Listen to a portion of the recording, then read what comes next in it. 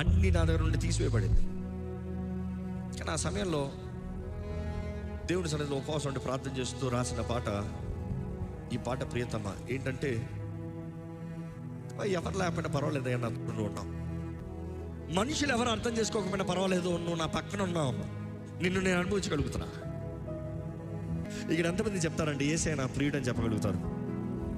ప్రియతమా బంధమా నా హృదయపు ఆశ్రయ దుర్గమా, అనుదినం అనుక్షణం నివడిన జీవితం ధన్యము.